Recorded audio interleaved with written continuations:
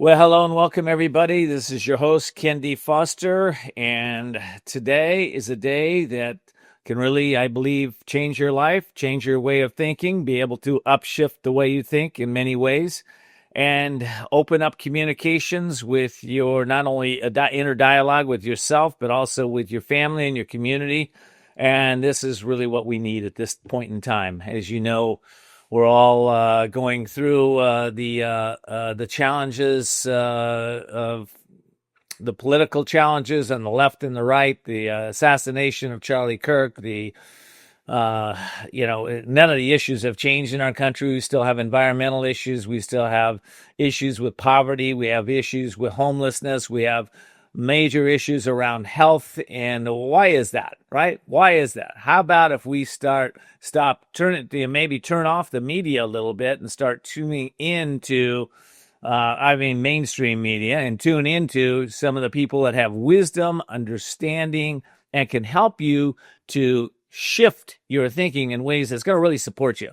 You know, we aren't meant here to come to this world to suffer, to attack one another, to go through problems every single moment of the day. We are here to thrive, to grow, to evolve, to become the best versions of ourselves we possibly can, to be leaders as men for our families, to be dynamic women that step into their power and can really have a voice in this world. So that's what I'm about. That's what this show is about. And how do we do that? Well, one of the things we're going to talk about today is choosing connection over division. You know, that was what Charlie Kirk was all about. He was about conversation. And, you know, you may not like his politics, but we need to have dialogue in this country. So whatever your side you're on, it really doesn't matter. We need dialogue, and you know that's true. Because if we don't open the dialogue, if we don't talk to one another, and we keep seeing each other as separate, and we keep seeing everything that's wrong about the person you disagree with, which I think is appalling, okay? Instead, we need to start looking at where we come together, where we connect together. You know, everybody's a soul here, right? We're all individual souls. We all come out of God. And listen, we're all connected at the soul level, right? So, you know, when you see differences, you know, it's like, well, who's really seeing the differences? Is that programming that's been programmed into your mind since you were a child? Are you watching too much media on the one side or another? You know, do you need some more balance in your life? Well, that's what we're talking about today. Balance, right? It's time for you to step into being more of you. And listen, I'm not here to preach to you. I'm here to encourage you. I've been a life coach, business strategist for over 30 years. I've written several books. I've hosted hundreds and hundreds of live events. I've put on hundreds of summits. Our last two summits, we've had over 450,000 people watch them. And I work with the top thought leaders, people that have wisdom, people that have hacks that can help you to upshift your life. And that's what we're about today. I've got a really special guest today. We are going to be talking about human hacking today, and how you can really start to reconnect with people that maybe you've had family members that you haven't been able to connect with because of they're judging you, you're judging them, right?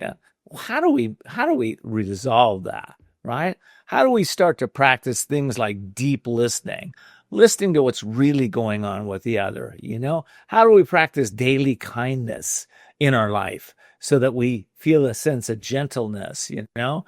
And, I think if you're suffering, and I know I've been suffering over the last few weeks since Charlie's passing, I'm turning that pain into purpose. And that's what I encourage you to do. Change your pain. You got to feel the pain to make the change, but change the pain into purpose. If you can do that, your life's going to get better. All right, I'm going to take a quick break. And when I get back, I'm going to have my very special guest. All righty, here we go.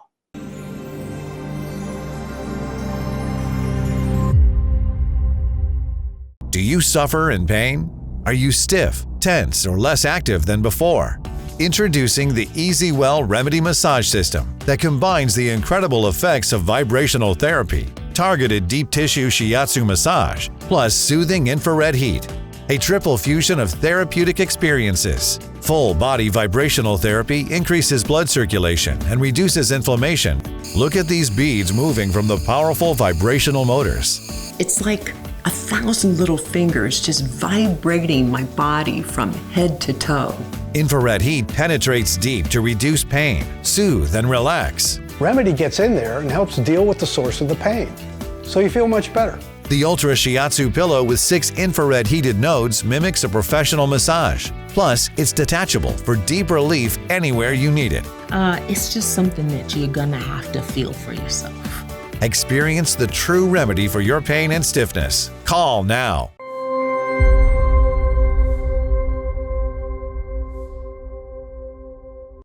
Well, welcome back, everybody. My guest today is Chris Hadnagy. Chris, say your last name. Hadnagy. Hadnagy. Okay. I should have asked before the break. Anyway, hey, good to have you here. And for those of you that don't know Chris, he's a trailblazer in the realm of social engineering and a master hacker. We're going to visit that in depth.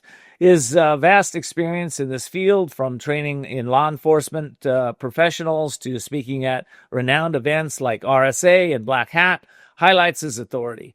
He is the best-selling author of several technical books on security, including social engineering and the art of human hacking. Okay, wow, I love this topic. Let's explain what the concept of human hacking is. So in essence, it's learning how humans make decisions and then using influence and social skills to basically influence the way that they make that decision in a way that you want them to go. Okay. All right. So if I have somebody that, let's say a family member, and I'd like to influence them to maybe have better habits, right? Is that what we're talking about? Yeah. So let's even use that example. Let's say you have a family member, you notice the last year they've really gotten lethargic and you're worried about their health. So you can walk up to them and you can say, "Hey, Ken, you know what? You're kind of getting overweight. That's not really great." That's not a great way to communicate, right? But what if you said, "Hey, during lunch break, I'm going to go for a walk. I'd love if you join me." Now, you're getting the result you want, which is to see that family member be a little healthier, be less lethargic. But instead of just jumping in and saying, you're unhealthy, you're actually taking an action to influence that person's activity. And what happens when the family member has gotten in such poor patterns that they go, "No, I don't want to go walk today. No, I don't want to walk tomorrow." And you keep inviting them. What do you do then? That's a great question. So now you have to use other skills. You have to say things like, "How you been feeling lately?" So, most likely they're going to say, "Just tired all the time." And why do you think that is? To me, when you get into conversations like this, I know what the urge is for us to tell. I want to tell you what the problem is. But when you ask questions, you get that person to realize what it is that they need to realize in their own path. And that's a much better way of communicating than just walking up and saying, "Well, I can tell you why you're tired all the time." And that's our urge, is to want to do that. Yeah, it's sure my urge. Every time I do that, I get myself in trouble with family. Me too. Me too. They don't appreciate my my wisdom or my experience, or it doesn't matter, right? You know what? I don't want you to tell me what to do, and I appreciate that. So it's a good way to go. The world is kind of driven by technology, and we're getting more and more into AI. And yet I'm not sure I want to get off the subject, but that we got going here. But I do want to understand how human communication seems to be more important than ever. I mean, with COVID, everybody could disconnected, and we didn't go to live events. We didn't touch each other. We had wore masks. We were doing all that. Now we're back, right? But are we really back? I don't think so. See, I think what happened in COVID is we got used to isolation. And we also got used, you brought it up, social media. It's a massive thing. Think about this. We're in an age where I want to learn how to make this 3-course meal, but you better give it to me in 60 seconds. Otherwise, I'm tapped out. I'm done, right? So these videos have to be so quick to teach you massive skills because people don't want to take the time. We've also saw the effect of social media on communication during COVID. Look how angry people are with each other. The hatred, the vitriol that just comes out of these people on the internet to someone they've never met just because they don't agree on something.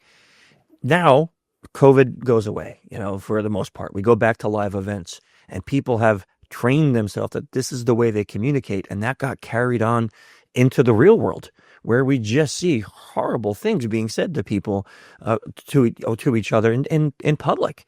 And I think that it is more important now to learn how to communicate better because social media, if we think about its design, social media, they want you to spend more time on it. Right? They're free. So how do they make money? They make money off of advertisements. And they need to continually silo you into the things that you are interested in. So that way you stay on it and you scroll longer. So that means if you are angry at something and you type that into your Instagram or Twitter or TikTok or whatever, that's what your feed's going to show you forever. It's just going to be there. You say something out loud to your partner. Guess what? Oh, listen. We've all seen this. I said, man, wouldn't it be fun to go to Fiji? Next man, I'm getting plane tickets to Fiji on my ads. Listen, it knows it wants to silo you. So when we're siloed into our own belief system, never branch out to hear other people's thoughts or beliefs, then that really creates a pretty closed environment, a very closed mind to people. Yeah, I couldn't agree with you more. And I'm thinking that we're kind of like anything goes now. Okay, anything goes. You can spread out your anger on the social media. You can spread peace if you want, but the ones that are spreading the anger and the hate seem to get a lot more views than the people that are spreading peace and joy and love. Right? Not sure why that is, but here's what I want to say is that people don't get it. Right? They don't get that. Or at least the ones that are angry. They don't get that. They're just projecting what's inside of them out there, okay? So if you're an angry person, you're filled with hate, and you project that out there, what you ought to be doing is reviewing what you're saying and asking yourself, why am I this way? How can I be a person? One of the things I loved about Charlie Kirk was the fact that this guy, man, he would take all this flack, and this guy would just stand there and be calm. And I'm like, every single leader that I've ever known in business or in law enforcement or wherever it is, or in, any of our social services or corporations, the ones that I admire are the ones that can take heat under fire and be calm under fire. Yeah. And I just think we need to get back to some kind of sensibility, and people need to really look at themselves and stop projecting their anger all over the world. I don't know. That's just me. To do what you're saying, though, that takes self-awareness. And self-awareness is hard. I'm gonna use myself as an example. 4 years ago, I weighed 350 pounds. I was severely overweight. I was completely unhealthy. And I had friends and family tell me, like, you really, like you should do something. I'm just big boned, or I'm too busy. I travel too much for work. I had every excuse under the sun. I wasn't self-aware. And then something happened where it made me realize, it forced me to realize that I was completely unhealthy. I couldn't even plant flowers in my backyard. I was out of breath. I couldn't barely move. And I'm like, I'm not even 50 yet at the time. I'm going to be dead. I'm going to leave my family with no husband and no father. And that self-awareness awakening for me is what caused me to go on a health journey. And I lost 130 pounds so far. Self-awareness is not easy because it means you have to look in the mirror and you have to go, I don't like this about you. There's something bad about you. You have to change that. And people do not want to do that. They don't take the time to look in that mirror and analyze things that they need to change. When people do that, that's when you see people who can really communicate well and they understand their strengths and their flaws and they're able to capitalize on both. I couldn't agree with you more. And it's that it's really pretty simple to do, right? I just talking to my audience now. It's like you look at your life, you say, all right, let me rate my health on a scale of 1 to 10, right? 10's outstanding, 1's dismal. Yeah. Let me just rate it. Let me just rate my fitness, okay? let me rate, my finances, my relationships, my career, my how much fun I'm having in life. Let me just rate that. Maybe my legacy. Let me rate that. And once you rate it, then it's that this show is all about courage. Okay. So that's what it takes. And from my point of view, courage does not, we all have courage, but it doesn't show up until you walk into the unknown. So it's like, well, I don't know how I'm going to lose 150 pounds. Right. Right. Yep. But I'm going to find my courage. Here's my purpose, because I don't want to die. I want to be here for my family. And I'm going to take just daily steps and see what's working and what's not, and adjust along the way. It sounds easy, but it's tough. But you know what? Tough. Here's what I found, man. Especially with health. It's hard to set health goals, to read labels, to eat healthy, to see what's working, what's not, to let go and not have the pizza every night, or not have the dessert every night, or not have, and go out and exercise. It's hard to do. But listen, and I know that Chris will tell you this. It's hard to be 350 pounds. I'll let you speak to that. How hard is it to be 350 pounds, not be able to do what you want to do, not be afraid because you're going to leave the body, right? It's tough. So your choice is, it's hard either way. What's the choice you want to make? I think that's the key. What do you say, Chris? I agree with that 100%, because I think I made that choice, right? And I would tell myself I can't lose the weight, because I would try every fad diet that came out, every pill that promised to shed the fat away. I tried it all. And yeah, sometimes, I took the Atkins thing. I lost like 15 pounds. And as soon as you eat a piece of bread, you gain it all back, And I was convinced that I was stuck. This was my life. But then I found a trainer, and this was a big deal for me, because he said to me, because I was telling him how frustrated I was, and I tried all of these things, and he says, when were you the most in shape from this point? And I said, the year my daughter was born. My wife and I were workout partners in the gym. We worked out 3-4 days a week. And then my wife got pregnant, and the doc said, you got to stop doing heavy lifting to her, because it's not going to be good for the baby, just light exercises. So I stopped working out also with my wife. I said, I'll just pick it back up when the baby's born. That was 17 years later when I realized, and he said to me, it took you 17 years to go from being healthy to being this unhealthy. Don't think that next month you're going to wake up and be in the shape you want. It's going to take time, and it's going to take effort, and it's going to take work. And that's simple. It's so simple. You think any human would know that, but I didn't, because I was trying all these, pills and programs that in 30 days you're gonna lose this weight. In 90 days you're gonna have abs. No, 4 years. 4 years I've been working on this, and I'm still a work in progress with this. So it's a matter of looking at, like you said, what's a decision I want. I could have decided to stay the way I was. Yeah. And it's I'll tell you, the most embarrassing situation when you get on a plane and you need a belt extender. That is it's so embarrassing. You would think if that ever happened to me once, I would lose the weight right there. Yeah. You don't. Yeah. I didn't. I made a choice to not make a change until I had that moment where I was afraid. And I thought, this is it. Chris, you got to do something. You got to stop making excuses. And getting that trainer was the best thing I ever did. I love it. Well, yeah, I couldn't agree with you more. We need coaches, we need training, we need education, we need to read books. That we're going to talk about Chris's book in a second. I'm going to talk about my book in a second too. We need this, because if not, we keep on the same old. You're sick and tired of being sick and tired, right? Then what you got to do is you got to hire a trainer, hire a coach, read Chris's book, read my books. And make the change. And it won't be easy. Okay? It's okay. When I first woke up, Chris, I heard this little voice in 1992. It said, you got to feel the pain to make the change. At the time, I was chasing pleasure. That's all I wanted was pleasure in my life.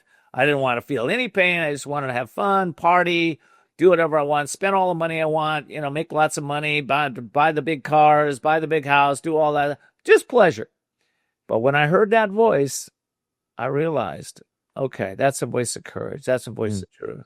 We have to feel the pain to make the change. That's driven my life for years. I became a triathlon and everything else using that method of feeling the pain to make the change. So, all right, listen, we got to take a quick break. When we come back, we are going to talk about Chris's book, and we're going to talk about how to take your life to the next level with hacks, human hacking.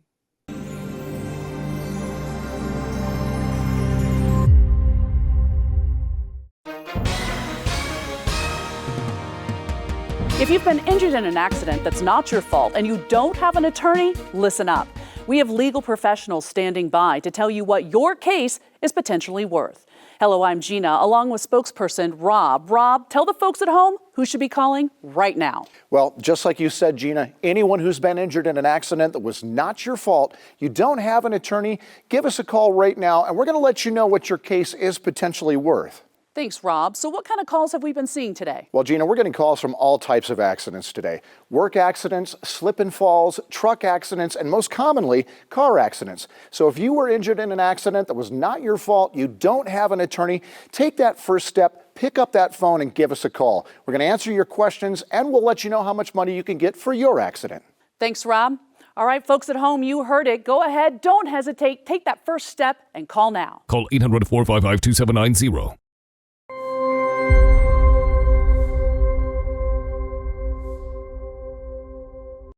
Well, welcome back, everybody. This is your host, Ken D. Foster. I'll get right back with my wonderful guest, Chris, in just a second here. I did, since we're on the subject of change today, I don't usually advertise this or let you know about my book. I don't know why. I probably should every show, but I want to let you know this today. There's a new book out that I wrote. It's called The Courage to Change Everything, because that's kind of what we're talking about today.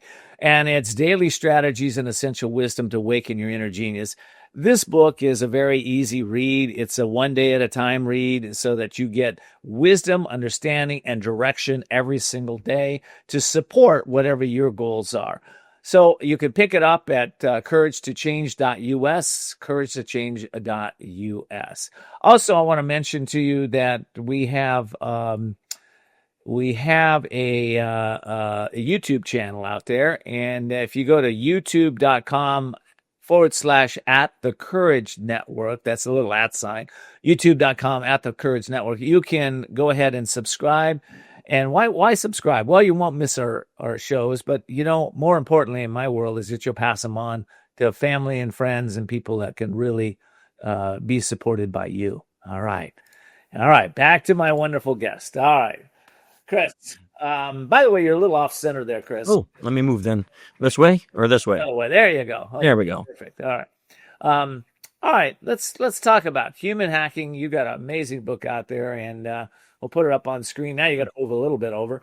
You got the way, Chris. All right. Japanese version, huh? There you go. Okay, we'll put it on the screen there. Human hacking, and this is all about really helping people to have a better life. Why did you write human hacking? Well, so the last 20 years I've been doing this job, and my job, daily job is literally I get paid to break into places, all legally. Like a bank will hire me to go break into the bank daytime and nighttime to show them where their vulnerabilities are, so that way they can patch them before someone really tries to do it bad. So I realized that over the years, all these skills that I was using to talk my way into highly secure areas actually could be used every day to make people better communicators. I was teaching classes using these skills, and all of a sudden it went from people in my industry coming to my class to where I started seeing salespeople come. Then I got the chance to train U.S. military like SOCOM and the Army and the Navy. I got to speak at the Pentagon. Then I got asked to go train MI5 and MI6, and I'm like, wait, like they're not doing what I do. Like, why do they want these skills? And it would be something so simple, like, hey, we need to basically go into this village and talk to these people without guns and get them to kind of come over to our side. So we want to learn that, that kind of skill. Salespeople were like, this is going to make me a better salesperson, not sound like a used car salesman. And then the big thing happened. I had a guy come to my class and he said to me, I'm here because I want to be a better father and husband. I was like, what? Like, what do you mean? Like, he said, oh, one of my IT guys took this class. I was reading through his book and I needed to come and take this. And that's when it hit me that these skills, when people were talking about that class to other folks, that these skills were being used because they weren't just in IT, they weren't just in social engineering. They wanted to use these as life skills. So that's what was my motivation to write this book, was that take all the experiences I have from breaking into buildings and communicating that way to get what I need, and let's use that to better our lives, to better our communication skills with friends and family and coworkers. And that was the motivation to kind of put all these pages in writing and to have it out there for people to learn. Well, I love it. We're talking about, breaking, really breaking old patterns, breaking social limitations and limitations on yourself, even communicating with family or friends or what have you. That's, how do we do that? I mean, how is that? What's in the book that gives me like, here's ABC. Here's one of the ways you can hack having a better relationship, let's say. So the first step in any of these skills is, and we talked about it already a little bit, self-awareness, right? So I'll use myself as an example. I'm a very direct communicator. And in my younger years, I would be very blunt with people, something like, man, that shirt doesn't look good on you. And I would think, well, I'm just being me. People have to accept it if they like me. That's just the way I talk, And then as I got self-aware, I realized, sometimes, Chris, you sound like a jerk. Yeah, it may be true, but it might not be necessarily to be said. So I started to analyze that and realize that communication profile of yourself is an essential first piece of all the problems. You need to know what your strengths and your weaknesses are about your communication profile. Otherwise, you're never going to adapt, change the way that you communicate to become better. So once you learn that, I learned I'm very direct. My strength is I don't mind taking criticism. I don't mind talking directly. I don't mind hearing feedback. But I also have to realize that not everybody's the same way. So I might need to calm down my bluntness. Now you use the elicitation skills. The elicitation is getting information from someone without directly asking for it. So sure, I can maybe say, hey, Ken, what's your date of birth? Right? What's your birthday? That's one way of doing it. Or I can say something like, hey, and I'm trying to think of something to do for my uncle. It's his birthday coming up. And you guys are about the same age. What did you do last year for your birthday? What did you do? And maybe you say, I took a trip. I went to Italy. That was one of my dreams to do. And I'm like, oh man, well you must be a summer baby because no one wants to go to Italy in the winter. Oh yeah, I'm in June. My grandma was born the 11th. Really? Oh no, I'm the 19th. Okay, great. That was a conversation. I got the information I wanted without having to direct ask. And when you learn to use those type of elicitation skills, it can open up massive doors for communication. I love that.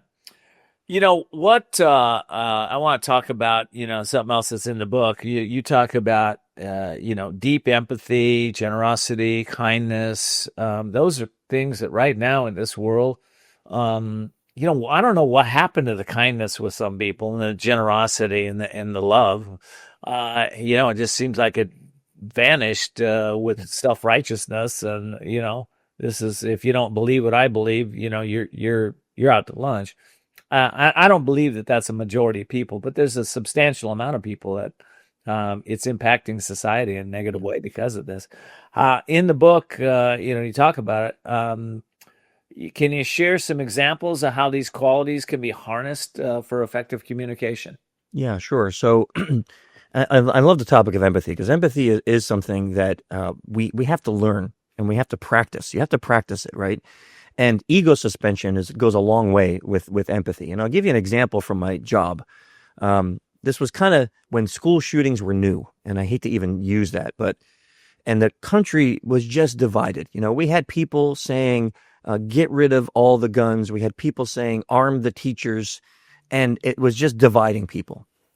And I don't care what you believe on that topic. I'm not here to say you're right or wrong, but I'm about to go break into this office building, and I have a pretext of I'm there for a job interview. And I walk into the front lobby, and there's about 16 people there in a heated argument in this lobby of this building. And it's just like me and the gatekeeper, and I can, smooze and then get in. Now, it's like an old Western. The door's open. I walk into this argument, and everyone turns to look at me. Right? And I'm like, oh, no, this is not the way I wanted this to go. And they turned to me, and their news was on, and there was this school shooting, horrific thing. And they're arguing about arming the teachers or getting rid of all guns. And they turn to me and they're like, well, what do you think? And now I'm being pulled into this argument. And I'm sitting there still thinking about my job, saying, if I take a side, I'm alienating half of this company. I'm alienating half of the room. And I'm thinking like 100 miles an hour, what do I say? And I have 2 kids, right? So, I said to them, I said, well, really, my opinion doesn't matter because here's what I care about. I care about sending my kids to school and not having to think that this is the last day I kissed them goodbye. I said, that's what I really care about. And everybody kind of calmed down because they realized that is the common ground. Regardless of what you believe on that topic, you're passionate about it because you don't want to see kids getting shot. The only people that want that are the crazy people that are doing it. So when you use empathy, you say, what is the common ground between you and me? Even if we have completely different systems, and it's okay that we're different. I don't need to hate you because of that. And I talk a lot about that in the book, about when you have a conversation with someone, active listen. I shouldn't be thinking about, well, how can I tell Ken he's wrong? Well, if I active listen, I'm listening to you to really get your opinion, to understand what it is that makes you up, that creates your personality. And when I understand that, that makes it easier to communicate with you. It's a really good point. I'm thinking of the media right now, and I'm thinking about mainstream media, and I'm thinking about how, it kind of doesn't matter what side you're on. You listen to CNN, Fox, or ABC, or Newsmax. It kind of doesn't matter. With the they'll take like you just said, they'll take empathy and kind of twist it. They'll say, well, we believe in democracy. We believe that we want all of our children safe. And then in the next breath, they'll say, but the other side doesn't believe that. They think this, so they kind of twist it, and they twist people's minds when they do that. How can we pay attention to that in a way that we can listen from a different place than maybe what people are just being bombarded with? Yeah, I tell my kids this same thing. I say, do not listen to one source. So you brought up AI, and right now, the thing that's happening in mainstream media and on social media is everything is twisted to whatever that network or platform believes. If they're right or left, if they're whatever it is, the message is always going to be twisted towards that. So don't listen to just one source. Don't trust things just because you hear them on news or on social media. Verify everything. Be an open book. Be open to learning things from a different angle. So you go to one program and it says, hey, this school shooting happened because, this party said that. Okay, well, let me go look over here at this news and see what's being said.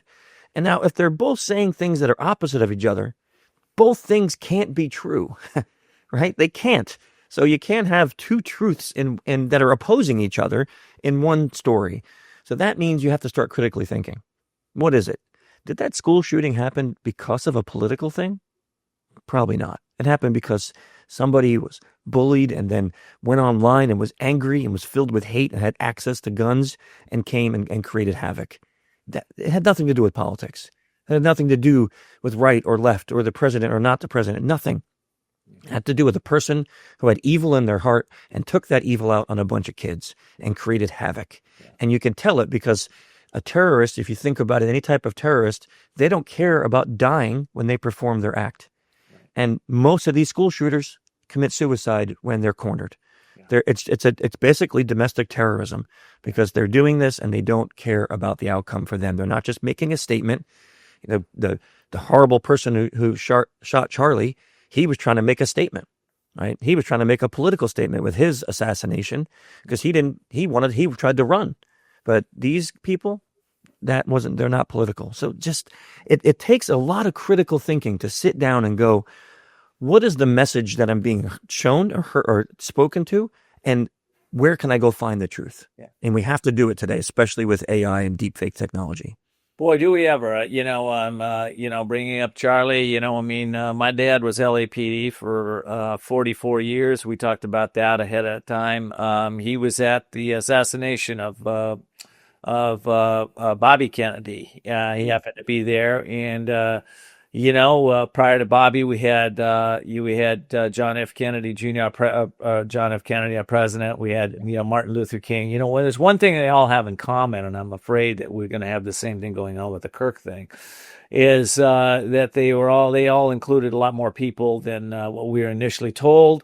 So I want to, when you're talking about looking critically, I believe we need to look critically in on both sides of the media, on mainstream media. I also believe you need to look critically in social media, because I think the social media has a lot of influence now. And if you seek the truth, Jesus said, "No stone will be left unturned." I love that, because I know the truth always comes out if you seek it. But if you're stuck with this is the way it is, or you're buying somebody's agenda out there, then you're going to miss it. You're just going to be part of the sheeple that go with the story that is made up, right? So we have to be really critical. And just with the Kirk thing right now, there's a lot of videos that have come out show shooters in different places. So you need to be aware of it. Most people aren't even aware of that. Okay, so it's out there, but it's out there. It's a little scary, because when you think about people get so angry, and then they get hatred, and then you see these people celebrating. Now, I don't care if you agreed with Charlie or not. I really don't care. Yeah. We should never be celebrating the murder of a person like that. Where has the empathy gone for his wife and children to think that now she's going to see videos online of people celebrating and laughing about his death, making memes about his death? This bar somewhere made a drink called the Kill Shot. Making fun of him. Like I sit back and I go, where are we in the stream of human history? That, like, we went back to gladiatory days, like where you're cheering on the death of people. It's obscene, really, and it doesn't matter what you believe. We should not be cheering on the death of another human being that was innocent of doing anything but talking his belief system. That's it. In a country where we're supposed to believe in free speech, he wasn't murdering people. He wasn't hurting children. He wasn't hurting animals. He was speaking, and he got murdered for that. And now people are celebrating that. That, to me, we've lost a sense of how to communicate properly with that. You can't kill somebody unless you make up a bunch of shit. Yeah. Quite frankly, you just got to make it up. You gotta villainize them. You're probably looking for social support. Oh yeah, everybody thinks he's this way, okay? But it starts inside of you. That anger, that hatred for whatever, probably starts from a wound of some kind that, like you said, maybe bullying, maybe something, maybe it's at home. Maybe you're bullied at home, or hurt, or beat, or worse, okay? And for those of you that have gone through that, I mean, that's life-changing. So, it's okay to reach out and get help. I mean, it's okay. That's where we are in society today. Yeah. You talk about it, we get help. If you're a person on the side that went, your first reaction was, oh, yeah, and then you've had some remorse around it, I want you to look deeply inside of yourself and ask yourself, if I could do that again, what would I do? And ask yourself, why did I have that reaction? What led me to have that kind of reaction, instead of a reaction of empathy for the nation, for his wife, for his children? I mean, for his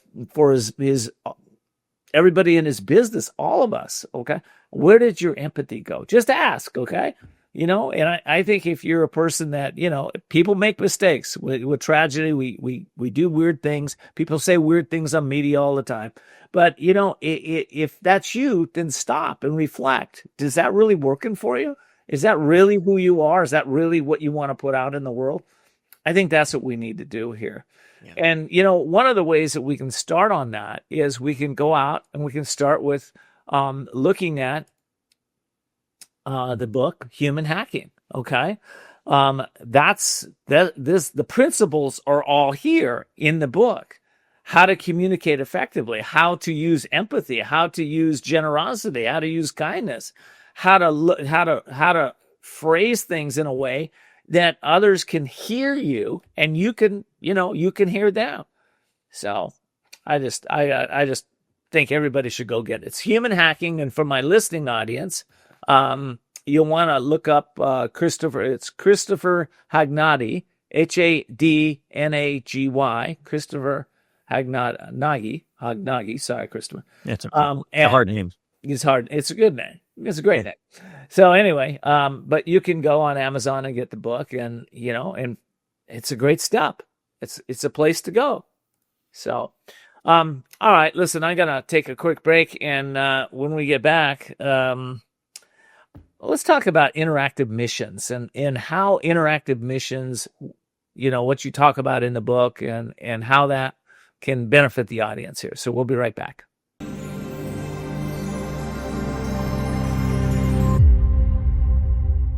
Have you ever felt leg pain, restlessness, cramps, tingling, swelling, numbness, itchiness, or coldness? Then you need the new, clinically proven Legzercise Pro, the natural circulation booster that uses continuous automatic leg movement to soothe pain and promote healthy circulation the natural drug-free way. After using Legzercise for a week, I felt like I wanted to go for a walk again without pain like I used to. Legzercise Pro's patented walking simulator propulsion technology moves your feet back and forth along its concave track, creating constant movement and flex at both the knee and ankle joints. It's like having a physical therapist right in your own home. It's helped with the swelling and the pain. The tingling feeling is gone. Call right now and order your very own Legzercise Pro, the clinically proven automatic leg mover that soothes pain and naturally promotes healthy circulation. Call now.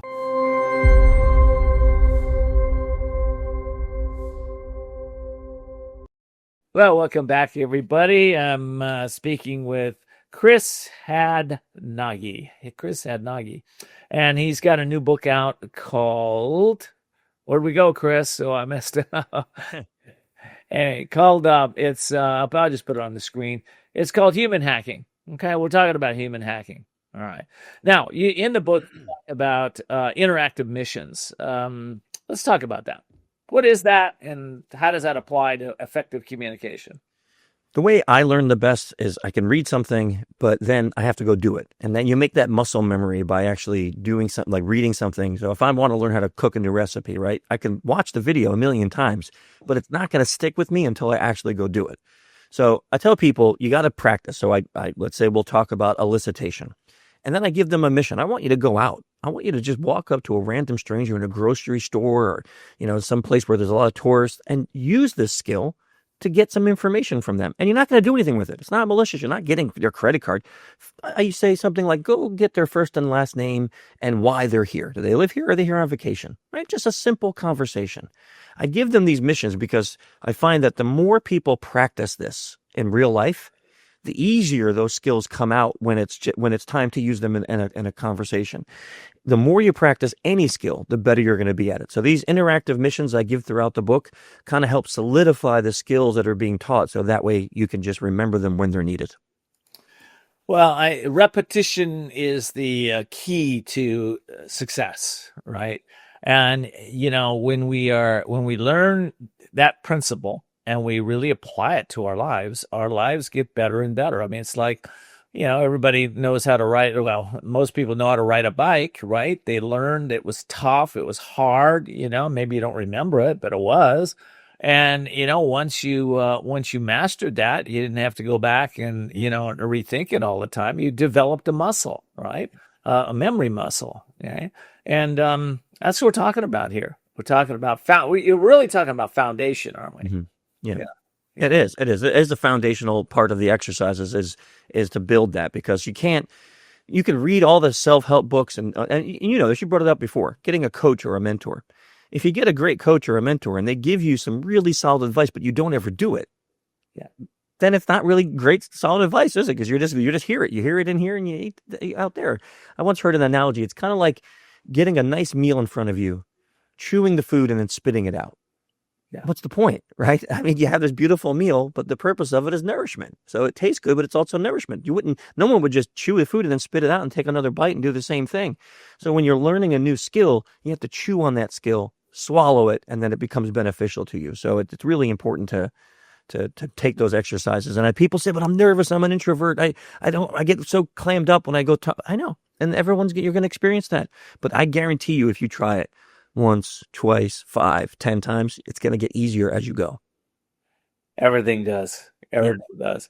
It's like, you know, I'm just thinking about maybe the first time you got back to the gym, it probably was terrible. And, you know, awful. It really was. Awful, right? Oh, the next morning I felt like an invalid. I couldn't move. Everything hurt. It was so, I'm like, why did I do this? You know, it was terrible. Why did I do this? I better have a really strong purpose to do this. And you want to be there for your kids and grandkids. Yeah. That's good, man. All right, well, listen, I'm out of time. What a wonderful interview. I appreciate you, Chris, and your work that you're doing out there. And I hope my audience will go out there and purchase your book. And, you know, we got holidays coming up, you know, Christmas coming up here, you know, buy a bunch of them for all your friends. That'd be great. Thank you so much. It was nice really chat with you. Nice to have you, man. And I want to thank all of you for being here today. Until next time, continue to see the unseeable, know the unknowable, and you'll be able to do the impossible.